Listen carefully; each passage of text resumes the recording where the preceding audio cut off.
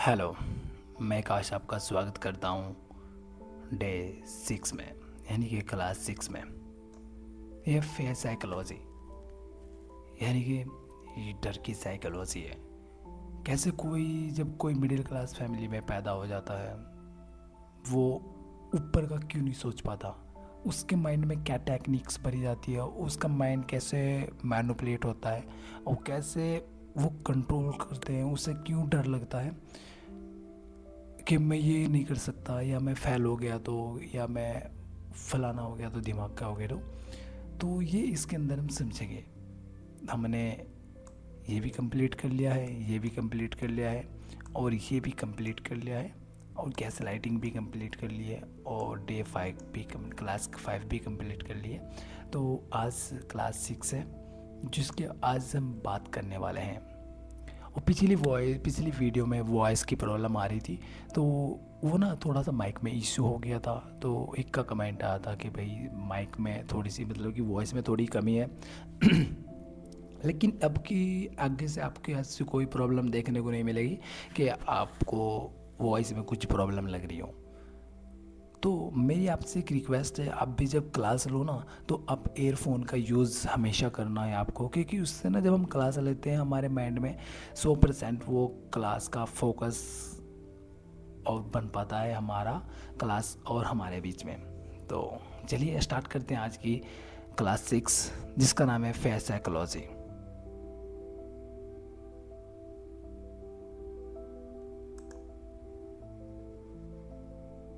तो मैं आज ना आपको एक कहानी सुनाने वाला हूँ, जो कि एक साइकोलॉजी पे काम करती है। मैं तुम्हें एक चीज़ बताऊंगा आज, एक स्टोरी है जो कि एक इंसान के ब्रेन पे कैसे यूज़ होती है। मैं तुम्हें एक स्टोरी सुनाने जा रहा हूँ कि कैसे हम जो गरीब इंसान है वो वे गरीब ही रह जाते हैं, और कैसे अमीर इंसान अमीर बन जाते हैं और अमीर होते चले जाते हैं। तो लेकिन एक्सेप्शन हर जगह है, लेकिन आपको कभी भी एक्सेप्शन पे नहीं जाना है। वे जो बच्चे या लड़का या लड़की गरीबी में से निकल के ना वो अपर चल जाते हैं, अगर वे ऑलरेडी अमीर होते ना, तो वे अपनी लाइफ में बहुत कुछ हासिल कर सकते थे, कंपैरिजन टू अगर वे अच्छी फैमिली में होते तो पैदा। अगर वे ना कोई बच्चे ऐसे होते हैं ना, वो कभी गरीब फैमिली में भी पढ़ के अमीर बन जाते हैं, पढ़ के या कुछ भी करके कैसे ना कैसे करके अमीर बन जाते हैं। तो अगर उनके पास अपॉर्चुनिटी होती है, उनकी फैमिली में कोई उन्हें सपोर्ट करने वाला होता है, तो उनके पास ना इतने ज़्यादा, मतलब कि वो अपनी लाइफ में अपनी सोच से भी ज़्यादा अचीव कर लेते हैं। ऐसा क्यों होता है? कैसे कोई गरीब इंसान का बच्चा ज़्यादा ऊपर तक की नहीं सोच पाता? ये क्यों होता है? ये हमारा एक ब्रेन है। हमारा ब्रेन दुनिया का सबसे पावरफुल चीज़ है।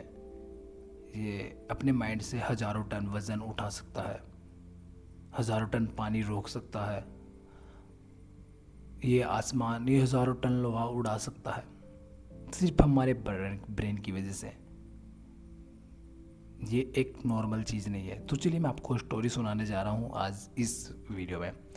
हालांकि इस वीडियो में सबसे इम्पोर्टेंट है, इसमें बात करने वाले डर की, कि डर क्या होता है और ये कैसे काम करता है, कि कैसे एक इंसान, नॉर्मल इंसान रिचिस्ट पर्सन तरीके से नहीं सोच सकता। तो चलिए आज हम स्टार्ट करते हैं। सबसे पहले हमें एक एग्जांपल है, ये एक एक्सपेरिमेंट हुआ था। एक वैज्ञानिक ने एक एक्सपेरिमेंट किया था, साइंटिस्ट ने। तो उसने सबसे पहले क्या लिया था, एक डॉग लिया था, ठीक है। डॉग लेने के बाद उसने उसके सामने जो वो खाना खाता था, उसका खाना था, उसे खाना दिखाता है। तो रिज़ल्ट क्या आता है? रिज़ल्ट आता है उसके मुंह में, जो वो डॉगी था उसके मुंह में सलाइवा आता है। यानी कि जैसे हम किसी खाने को देखते हो, जब कोई इंसान खाने को देखता है तो उसके मुंह में एक सलाइवा आता है। ये एक्सपेरिमेंट किया था, ठीक है। उसके बाद ये ऐसे ही 15 दिन इसने खाना खिलाया एक्सपेरिमेंट में, नॉर्मल डे, ठीक है। अब फिर उसने उसी डॉगी के सामने एक घंटी बजाता है। तो घंटी बजाने के बाद डॉग के मुंह में कोई भी सलाइवा नहीं आता है। ये इसने कंटिन्यू 15 दिन तक की किया। ओके, यानी कि घंटी बजाने से कोई सलाइवा उस डॉगी के मुंह में नहीं आया। ठीक है, उसके बाद फिर डॉगी को लेते हैं,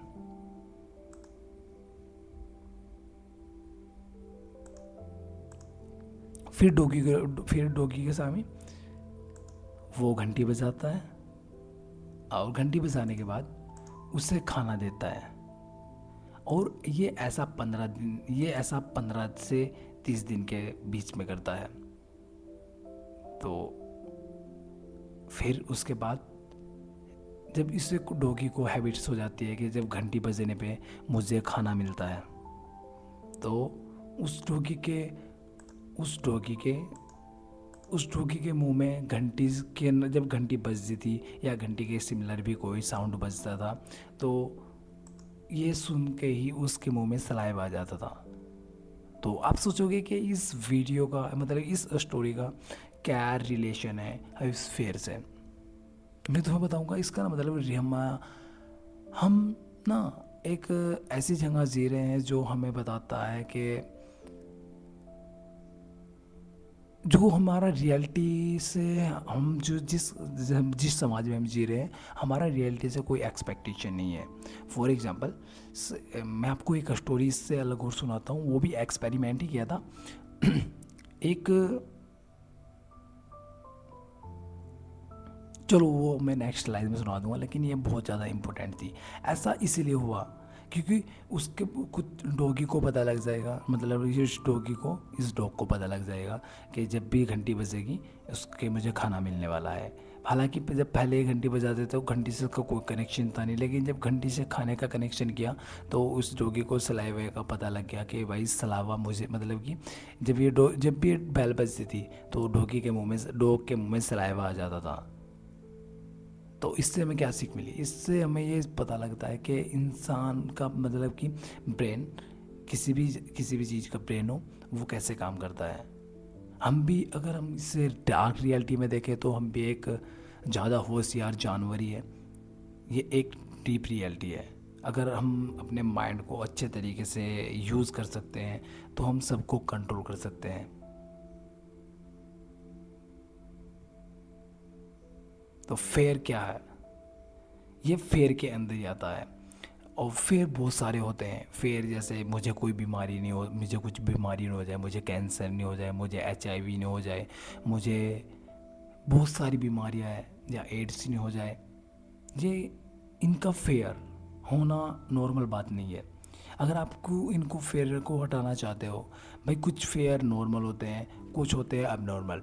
फॉर एग्ज़ाम्पल, जैसे किसी को हाइट से डर लगता है, जैसे किसी इंसान को हाइट से डर लगता है, तो वो हाइट से मतलब ये नॉर्मल डर है। किसी को सांप देखने से डर लगता है, ये एक नॉर्मल फेयर है। फोबिया, जिसे हम फोबिया बोलते हैं। फेयर और फोबिया में डिफरेंस होता है। फोबिया वो होता है जो एक अबनॉर्मल होता है। फॉर एग्जांपल, जब हम किसी को, और फेयर होता है जैसे हमें किसी जो मतलब नॉर्मल होता है। फोबिया होता है जैसे जो एक अबनॉर्मल होता है। जैसे किसी बच्चे के डॉगी ने बचपन में काट लिया, ठीक है, कोई एक लड़का है उसके डॉगी काट लेता है बचपन में, उससे बचपन में, और कोई डॉगी उस पर अटैक कर देता है बचपन में, ठीक है। और बचपन से जब वो धीरे धीरे धीरे धीरे बड़ा होता है, तो जब वो बड़ा हो जाता है ना, तो हमें मतलब उस बच्चे को ना, जब वो बड़ा हो जाता है तो उस बंदे को इस डॉग से इतनी ज़्यादा मतलब डरता है, धीरे धीरे वो बहुत ज़्यादा डरता है। वो किसी डॉग को भी देख लेता तो बहुत ज़्यादा डर जाता है। हालांकि वो मोमेंट भूल चुका था कि जब भी उस पे जब वो छोटा था, जब उस पर अटैक हुआ, उस मोमेंट को भूल जाता है, लेकिन उसके मन में एक डर बन जाता है डॉग को देख के। ये एक फोबिया होता है जो हमारे माइंड के अंदर, मतलब कि ये डार्क साइकोलॉजी के अंदर ही फंस जाता है। तो लेकिन जब आप डार्क साइकोलॉजी सीखोगे तो आप इसे धीरे धीरे ठीक कर सकते हो। फॉर एग्जांपल, आपको किसी चीज़ से डर लगता है, तो क्योंकि मुझे मतलब कि किसी भी इंसान के अंदर फोबिया हो सकता है बहुत चीज़ों को लेके। कुछ नॉर्मल होते हैं जिसमें सबको डर लगता है, वो आपकी बीमारी नहीं है, उसे आपको ठीक करने की ज़रूरत नहीं है, क्योंकि ये होना आपकी लाइफ में बहुत ज़्यादा ज़रूरी है। क्योंकि जब आपके माइंड में से फोबिया नामक खत्म, मतलब कि ये डर ख़त्म हो जाएगा ना, फेयर नामक डर ख़त्म हो जाएगा, तो आप ना ऐसी ऐसी चीज़ें करोगे जिसमें आपकी जान भी जा सकती है। तो ये फ़ोबिया होना भी, नॉर्मल फ़ोबिया होना भी ज़रूरी है।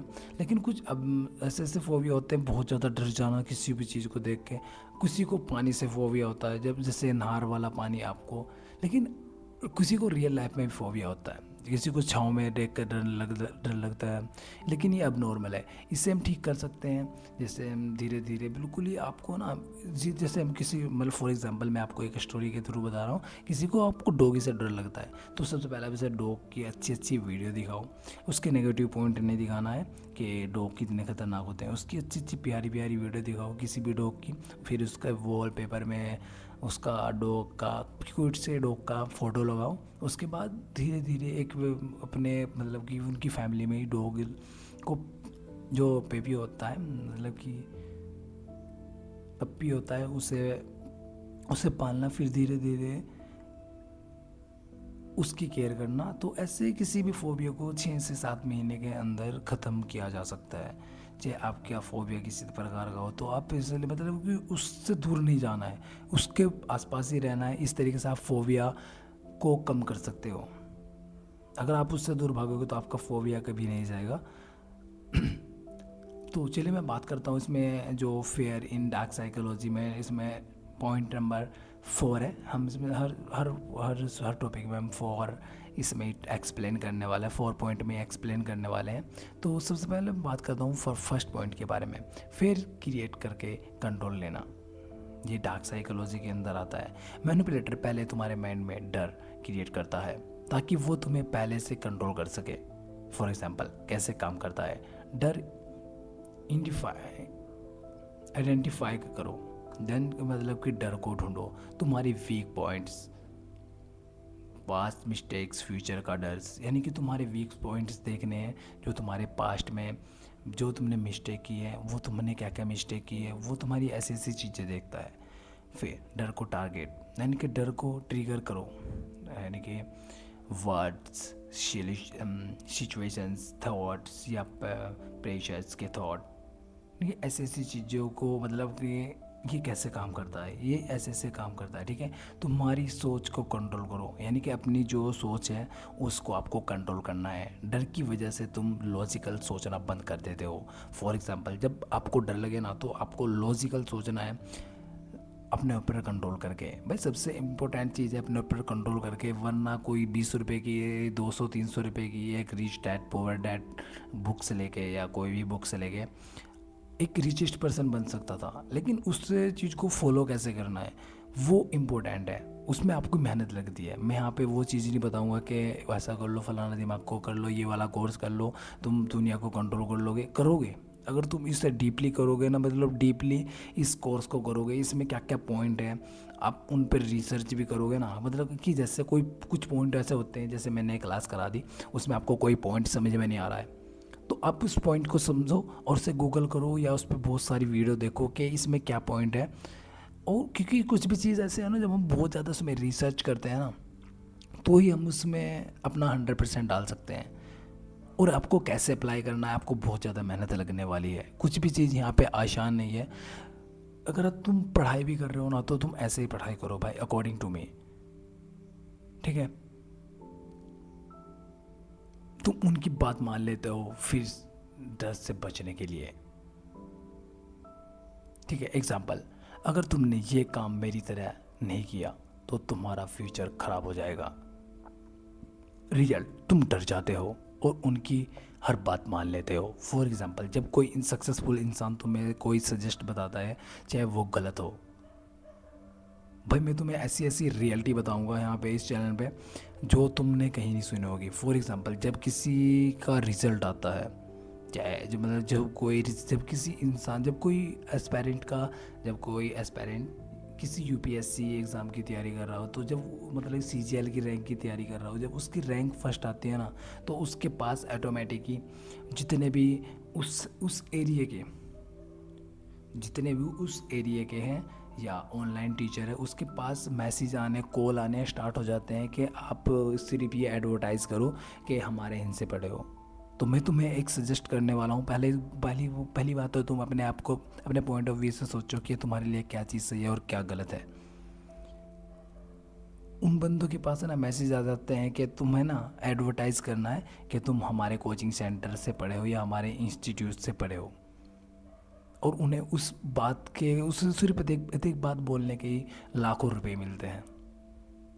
भाई फॉर एग्जांपल तुम एक स्टूडेंट हो और तुम्हारे पास इतने ज़्यादा पैसे आ जाते हैं कि मतलब कि तुम्हें सिर्फ ये बोलना है कि मुझे यहाँ इस प्लेटफॉर्म से पढ़ाई की थी, तो तुम्हारा क्या जा रहा है, कोई भी बोल सकता है। तो तुम है ना, ए भाई मैं तुम्हें एक चीज़ बता रहा हूँ, तुम कहीं से भी कोई कोर्स करो या किसी भी एग्ज़ाम की प्रिपरेशन करो, तो तुम है ना ये मत सोचना कि ये सिलेक्शन करा रहे हैं। भाई सिलेक्शन होता है अपनी मर्ज़ी से, अपनी मेहनत से, और होता सब कुछ है। अगर तुम ना, मैं सबसे पहले आपको बिल्कुल नींव तैयार करनी है। आपकी नींव क्या है? एक साइकोलॉजी, जिससे आपको जब आप किसी के साथ बात करोगे आपको कोई भटका नहीं, आपको कोई डराए नहीं। ये इम्पोर्टेंट पॉइंट चल रहा है अभी। तो उसके बाद में नेक्स्ट स्लाइड में बात करेंगे ब्रह्मचर्य, क्योंकि ब्रह्मचर्य की ज़रूरी है और ये क्या चीज़ है, ये एक स्टूडेंट के लिए कैसे काम करता है। और मैं तुम्हें लिख के देता हूँ, सिर्फ आप इस चैनल पे जुड़ गए ना, तो मैं अगर तुम किसी भी एग्ज़ाम की प्रिपरेशन कर रहे हो ना, चाहे वो यूपीएससी हो, चाहे वो किसी भी एग्ज़ाम की तैयारी हो, तो भाई आप अगर तुम इस चीज़ को फॉलो करोगे, भाई फॉलो करना ही हार्ड है। हालांकि जो टीचर है वो किसी एक्सपेरिमेंट के थ्रू बात बता रहा है, लेकिन तुम्हारा जो ड्रीम्स है ना, चाहे तुम किसी भी एग्ज़ाम की प्रिपरेशन कर रहे हो, जो तुम्हारे ड्रीम्स हो, तो मैं गारंटी लेता हूँ आप ना ये जो चीज़ नींव है, ये नींव तैयार करनी है सबसे पहले। इसके अलावा तुम चाहे हल्का भी पढ़ोगे ना, वो भी तुम्हारे माइंड में नहीं फंसाना, तो तुम भाई तुम्हारी लाइफ को ना मैं बिल्कुल जीरो से एक अच्छी लाइफ बना दूंगा अगर तुम इस चैनल की चीज़ को फॉलो करोगे। जो मैं बताऊंगा वो चीज़ फॉलो करोगे। और लाइक सब्सक्राइब कुछ नहीं करना ब्रो। अगर तुम्हें वीडियो में दम लगे ना, तो ही कुछ प्यारा सा कमेंट करना। मैं आपको कभी नहीं बोलूँगा लाइक कर दो, फलाना कर दो। अरे भाई मत करो यार, मुझे वो ऑडियंस ही नहीं चाहिए जिसकी एक सोचने की कैपेसिटी नहीं है या अंधाधुंध अब फॉलो किए जा रहे हैं। भाई नहीं, मुझे चाहिए तुम मुझसे जुड़ाओ, तुम्हारा अपना भाई हूँ मैं। या जो भी कुछ बोलो तुम, भाई मैं नहीं चाहता कि तुम वो गलती करो जो मैंने अपनी लाइफ में की है। चलिए मैं टॉपिक से ज़्यादा हट गया था, तो ठीक है मैं बात करता हूँ मैनिपुलेटर के मोटिव, यानी कि उनका उद्देश्य क्या होता है। पावर, वो तुम पर अपनी पावर जमाना चाहते हैं। कंट्रोल, वो चाहते हैं कि तुम उनके अकॉर्डिंग चलो। बेनिफिट्स, तुमसे अपना काम निकलवाना या फ़ायदा उठाना। वो जो फेयर है वो कि तुम ये काम कर दो वरना मैं तुम्हारे साथ ब्लैकमेल, ये इसके अंदर ही आता है। तुम पर इम्पैक्ट, यानी कि तुम पर क्या इम्पैक्ट होता है, तुम्हारे पे क्या इफ़ेक्ट होता है। कॉन्फिडेंस कम हो जाता है, जो तुम्हारा कॉन्फिडेंस होता है जब तुम किसी के ट्रैप में फंस जाते हो तो तुम्हारा कॉन्फिडेंस कम हो जाता है। ओवर थिंकिंग और एंजाइटी बढ़ जाती है, और तुम किसी और पे यानी कि डिपेंड रहने लग जाते हो, और तुम्हारी जो एलाबिलिटी है तो वो वीक हो जाती है। तुम इमोशनली डिपेंडेड हो जाते हो, यानी कि तुम दूसरे पर अपने जो फीलिंग्स है वो अपनी लुटाने लगते हो। फेयर का डर, रिजेक्शन का डर, लॉस का डर, लोग क्या कहेंगे, ये वाले डर बहुत नॉर्मल डर है। जब डर तुम्हारे माइंड में होता है तब कंट्रोल उनके हाथ में होता है। फॉर एग्जांपल सोसाइटी में कि मेरी इज्जत है वो नहीं खो जाए, ये वाला डर। डर भी बहुत प्रकार के होते हैं जिसे हम फेयर बोलते हैं। अब हम बात करते हैं नेक्स्ट स्लाइड पॉइंट के बारे में, जिसे हम फेयर प्लस सॉल्यूशंस टेक्निक्स बोलते हैं। मैनिपुलेटर पहले प्रॉब्लम और डर क्रिएट करता है, फिर खुद को सॉल्यूशन बनाकर तुम्हें कंट्रोल करता है। यानी कि पहले तुम्हें कोई ये कैसे काम करता है, प्रॉब्लम क्रिएट करना। वो तुम्हारे माइंड में डर, डाउट या प्रॉब्लम क्रिएट करता है, यानी कि तुम्हारे माइंड में एक ऐसी ऐसी बातें बताएगा जिससे तुम्हारे माइंड में एक डर क्रिएट हो जाए। फिर उस डर को और बड़ा दिखाता है ताकि तुम वीक फील करो और पैनिक में आ जाओ। फॉर एग्ज़ाम्पल जैसे तुम किसी एग्ज़ाम की प्रिपरेशन कर रहे हो, तो तुम जब अपने माइंड में ये सोच लोगे ये बहुत बड़ा एग्ज़ाम है और मुझसे क्रैक नहीं होगा, फिर भी मैं तैयारी कर रहा हूँ, तो तुम्हारा ब्रेन कहीं ना कहीं किसी न किसी ने इस पर डार्क साइकोलॉजी अप्लाई की है। तो आपको कुछ नहीं सोचना है, तुम भी एक इंसान हो, वो भी एक इंसान है, अपना बेस्ट देना है किसी भी चीज़ को जब आप कर रहे हो। आपको किसी के साथ कंपेयर नहीं करनी है, तो चाहे इसमें कोई भी हो, अपना अपना बेस्ट देना है। डेली आपको 1% बेस्ट बनना है, चाहे आप कुछ भी कर रहे हो। आप क्यों किसी से कंपेरिजन कर रहे हो? अपना बेस्ट दो। वैसे तो तुमसे ऊपर भी है, वो कुछ ना कुछ स्किल सीखो और अपने ऊपर ध्यान दो ठीक है। और अपने ऊपर सबसे पहले हम इसके पॉइंट नंबर 4 यानी कि अपने ऊपर डिपेंड रहो। दूसरे के बंदे के ऊपर डिपेंड नहीं रहना है, क्योंकि वो वीक हो जाता है। जब तुम किसी के ऊपर डिपेंड रहते हो ना, तो तुम वीक हो जाते हो। तो तुम्हें सेल्फ कॉन्फिडेंस अपने अंदर पैदा करना है, तो इससे तुम्हारा डर धीरे धीरे ख़त्म हो जाएगा। कि और बहुत सारे डर होते हैं ना कि वो मेरे साथ नहीं गया यार, पहले वो यार उससे लेके चलते हैं यार, उसके साथ जाऊंगा तो मैं सिक्योर रहूँगा। नहीं यार, तुम अपने आप में बेस्ट बनो, क्योंकि तुम साइकोलॉजी सीख रहे हो, तुम दूसरे को कंट्रोल कर रहे हो। तो तुम्हें थोड़ा बहुत अपने अपने अपने अंदर पर्सनैलिटी और अपना कम्युनिकेशन स्किल्स आपको अच्छा करना पड़ेगा। कम्युनिकेशन स्किल्स एक सबसे मोस्ट इम्पोर्टेंट पॉइंट है, क्योंकि ये आपकी साइकोलॉजी जब आप किसी के ऊपर इसे अप्लाई करोगे, तो सबसे मोस्ट इम्पोर्टेंट पॉइंट है आपकी साइकोलॉजी। क्योंकि साइकोलॉजी ही आप मतलब साइकोलॉजी कम्युनिकेशन स्किल्स और मिक्स प्लस साइकोलॉजी, जब आप इनका दोनों का मिश्रण किसी बंदे के साथ बात करोगे, तो जो आपकी पर्सनैलिटी है, आप उस बंदे को सारा ही कंट्रोल कर लोगे।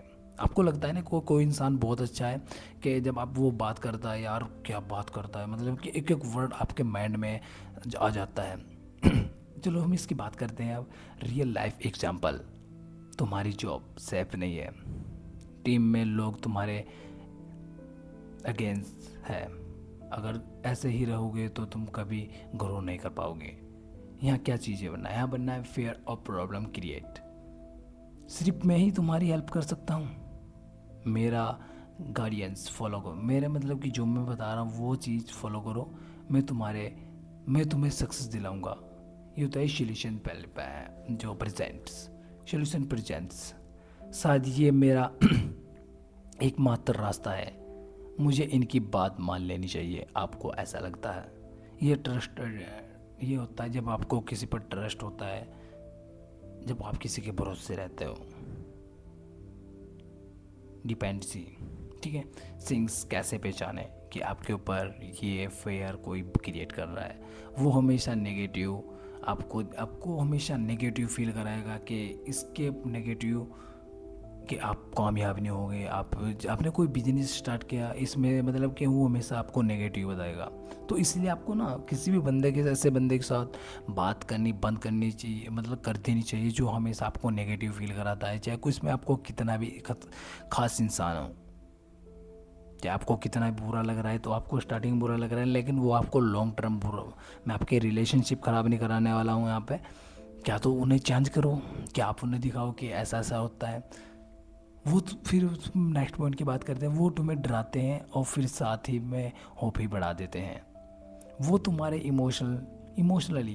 तुम्हें इमोशनली डिपेंडेंट बना देते हैं, यानी कि तुम्हें अपने मतलब कि तुम्हें अपने ऊपर कंट्रोल करते हैं इमोशनल। ठीक है, इससे कैसे बचे? फिर क्रिएट होने पर रुक कर सोचो, क्या ये सच है? क्या ये सच में बड़ा थ्रेट है? हमेशा मल्टीपल्स ओपिनियंस सॉल्यूशन देखो, यानी कि इमोशनल नहीं, लॉजिक से डिसीजन लो। अपनी सेल्फ ग्रोथ किसी के हाथ में मत दो।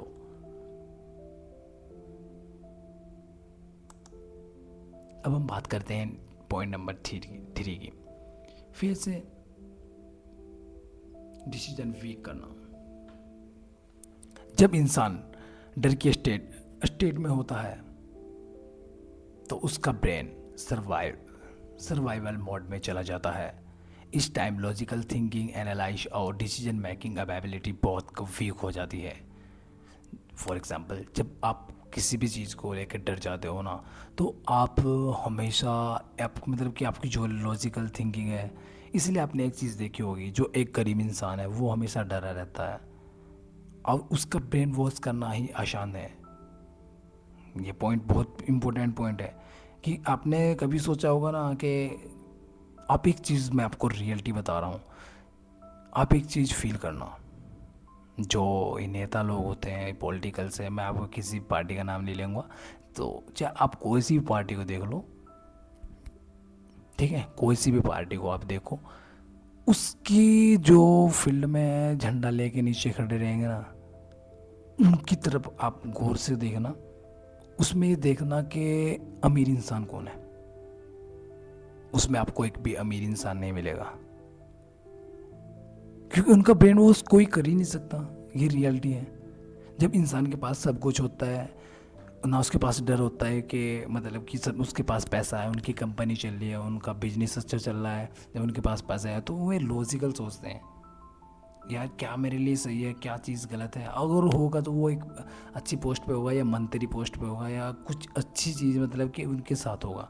जो झंडा लेके खड़े हैं, नारे लगा रहे हैं, फलाना दिमाग का हमारा नेता कैसा हो रहा है, कुछ नहीं है भाई, मैं तुम्हें यहाँ पे रियलिटी बता रहा हूँ। बाकी तुम मुझे किसी भी पार्टी का सपोर्ट समझो या किसी कुछ भी समझो, बाकी तुम्हारा पॉइंट ऑफ व्यू है, तुम और तुम ये सोच रहे हो ना, तुम अपने माइंड से सोचना कि तुम दूसरा लिख रहा है, चाहे कुछ भी लिख रहा है, कमेंट में कुछ भी कर रहा है, ये गलत है, क्योंकि तुम एक साइकोलॉजी चीज़ सीख रहे हो। जब आपका ब्रेन पे कोई इतनी चीज़ हावी हो जाती है ना, तो आप हमेशा डिसीजन दूसरे, मतलब कि सोच देख के, अगर कोई इंसान आपको गलत बोल रहा है, मतलब किसी इंसान को गलत बोल रहा है, तो आप उसे गलत मत बोलो, पहले अपने पॉइंट ऑफ व्यू से देखो क्या वो चीज़ सही है और क्या वो गलत है। क्योंकि अगर तुमने ये चीज़ नहीं कर पा रहे हो ना, चाहे इसमें मैं भी हूँ चाहे इसमें कोई भी हो, तो तुम्हारा एक साइकोलॉजी कोर्स सीखना ही गलत है।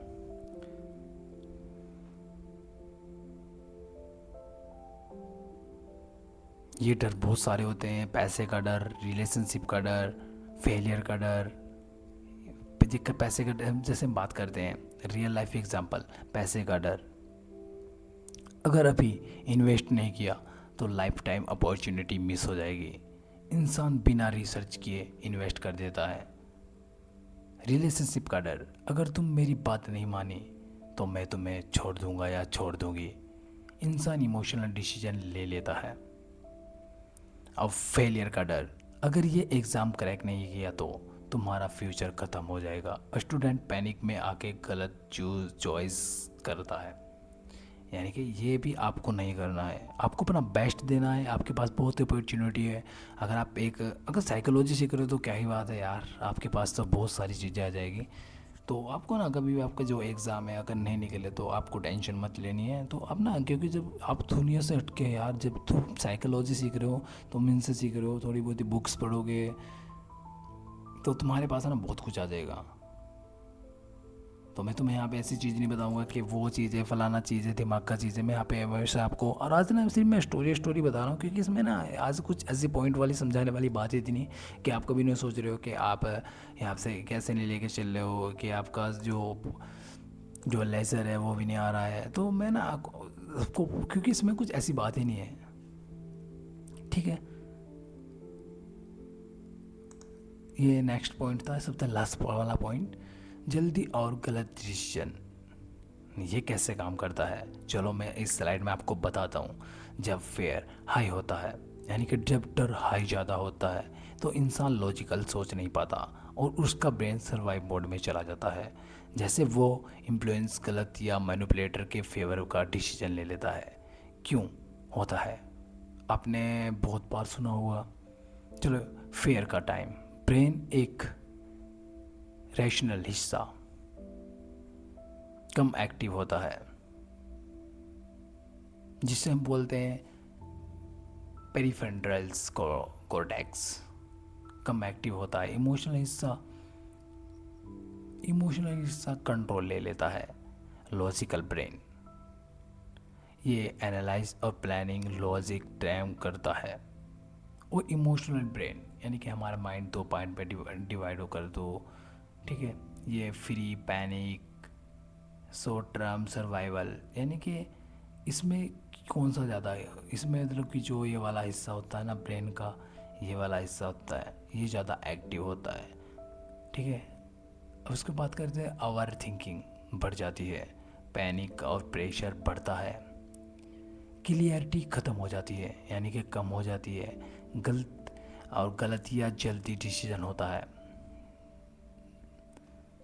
मैनिपुलेटर इसका यूज़ कैसे करता है, ये सबसे मेन पॉइंट है। इसका डर क्रिएट, यानी कि चलो हम मैनिपुलेटर इसका यूज़ कैसे करता है, यानी कोई इंसान जो आपके ऊपर साइकोलॉजी अप्लाई कर रहा है तो वो उसका कैसे यूज़ करता है।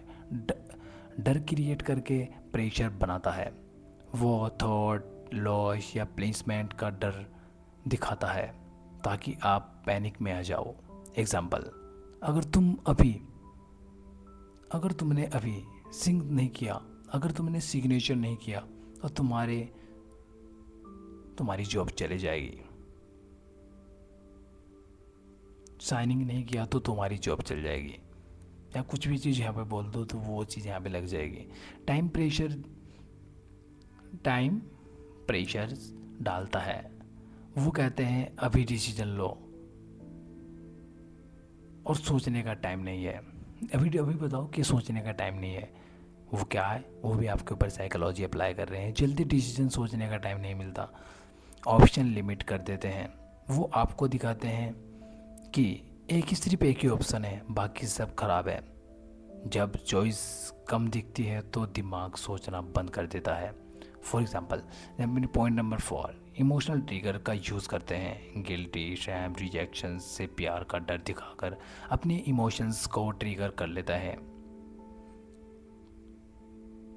इमोशन हाई और logic dead. Real life example, job interview, offers, toxic relationship, marketing sales में ऐसा कैसा होता है, आज लास्ट डे है इस ऑफ़र का, वरना ये ऑफ़र आपके हाथों से चला जाएगा।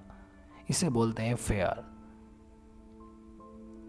और इससे कैसे बचें, ये एक इम्पोर्टेंट पॉइंट है, आपको पॉज लेना है जब भी आपको कोई दिखे, क्योंकि कोई भी इंसान हो, आपको अपना रुपया चाहे पैसा हो चाहे कोई भी चीज़ हो, वो आपको फ्री में नहीं देने वाला, क्योंकि सब इंसान पैसे के लिए फिर रहे हैं। कोई होगा तो आपको, मतलब कोई ऐसा इंसान है सिर्फ आपको ना, क्योंकि कोई दान कर रहा है तो वो अलग चीज़ है, कोई डोनेशन कर रहा है तो वो अलग चीज़ है।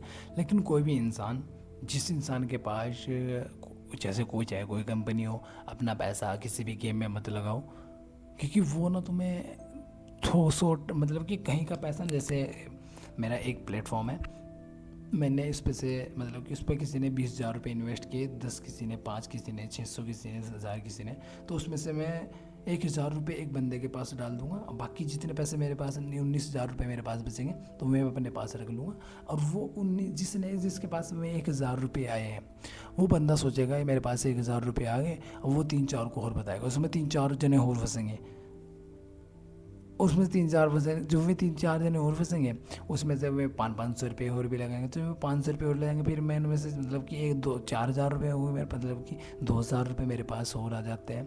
तो मैं उस 2,000 रुपये में से 1,000 रुपये उस किसी और बंदे को दे देता हूँ, तो उसे लगेगा मैं जीत गया, तो उसमें और बंदे को बताएगा, तो ऐसे चैन बढ़ी जाती है। कोई भी आपको पैसा फ्री में नहीं देता है। एक बंदा जीत जाता है, वही उसका ही मतलब कि वे बहुत ज़्यादा एडवर्टाइजमेंट करते हैं। मैं यहाँ पे किसी कंपनी का नाम ले लूँगा, लेकिन आपको समझना है और इससे बचना है। यही एक डार्क साइकोलॉजी का एक कोर्स है जो कि आप कर रहे हो, तो आपको कुछ ना कुछ यहाँ पे मिलना चाहिए। और मैं यहाँ पे वो कुछ भी चीज़ हवा में नहीं बोलता, और ना मैं कुछ भी चीज़ आपको बता रहा हूँ, सिर्फ आज एक स्टोरी वाली वीडियो थी। इसमें आपको ये डाउट मत करना है कि भैया आपने वो चीज़ नहीं बताई, कि आप सिर्फ अपनी स्टोरी बता रहे थे। तो ये आज मुझे लगा ये, क्योंकि फिर एक इंसान के अंदर कैसे क्रिएट होता है वो चीज़ मैं आपको बिल्कुल सब कुछ बता रहा हूँ, मतलब बता दी है। तो अगर तुम्हारा कोई भी इस वीडियो से रिलेटेड डाउट हो तो आप मुझे कमेंट बॉक्स में कमेंट कर सकते हो। तो मिलते हैं नेक्स्ट वीडियो में, तब तक के लिए बाय, मुझे दीजिए इजाज़त, जय हिंद।